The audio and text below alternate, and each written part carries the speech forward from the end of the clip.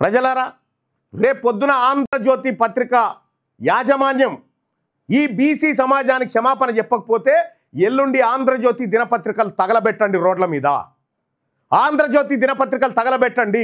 BC ఉద్యమం పైన విషం జిమ్ముతున్న వేమూరి రాధాకృష్ణ క్షమాపణ చెప్పకపోతే బీసీ సమాజానికి ఆంధ్రజ్యోతి పత్రికలు నడి రోడ్డు మీద తగలబెట్టండి. ఇంత కుట్రనా, ఇంత మోసమా?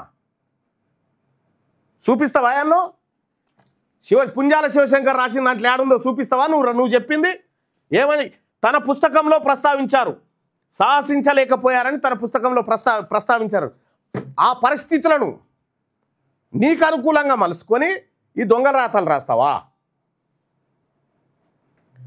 వేమూరు రాధాకృష్ణ ముందు బీసీ సమాజం తెలంగాణ రాజ్యాధికార పార్టీ డిమాండ్ పెడతా ఉంది.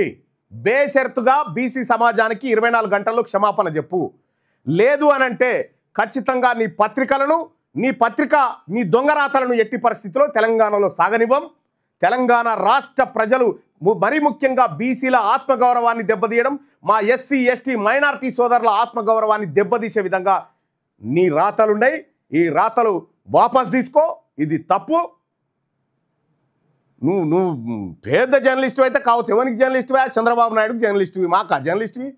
ఎనడా నువ్వు తెలంగాణ ఉద్యమానికి గౌరవించింది? ఆయాలకప్పుడు అట్లనే రాస్తే కేసీఆర్ తిట్టే కదా నిన్ను. కాబట్టి రాధాకృష్ణ బేషరతుగా క్షమాపణ చెప్పాలి. లేదంటే తెలంగాణ ప్రజలు, బీసీ ప్రజలు ఆంధ్రజ్యోతి దినపత్రికను నడి రోడ్ల మీద కాలబెడతారు. ఈ పరిస్థితి తెచ్చుకోకు అని చెప్పి తెలియజేస్తా ఉన్నా. ఈ రాధాకృష్ణ రాసినటువంటి ఈ ఆర్కే కూతలు, కంగారు కూతలు ఏవైతే ఉన్నాయో, ఈ దొంగ కూతలు, ఈ పిల్లి కూతలు ఏవైతే ఉన్నాయో, ఈ పిల్లి కూతలను తీవ్రంగా ఖండిస్తుంది తెలంగాణ రాజ్యాధికార పార్టీ. మీ వ్యాపారం అభివృద్ధి కావాలని కోరుకుంటున్నారా? అయితే వెంటనే క్యూన్యూస్ని సంప్రదించండి. Schools, colleges, banks, shops, office promotions, land promotions, political promotions, restaurant promotions, hospital promotions, పుట్టినరోజు వేడుకలు, శుభకార్యాలు, వ్యాపారాలు ఏవైనా, సందర్భం ఏదైనా ఇప్పుడే క్యూన్యూస్ ద్వారా తెలియజేయండి. మీ వ్యాపారాన్ని అభివృద్ధి చేసుకోండి.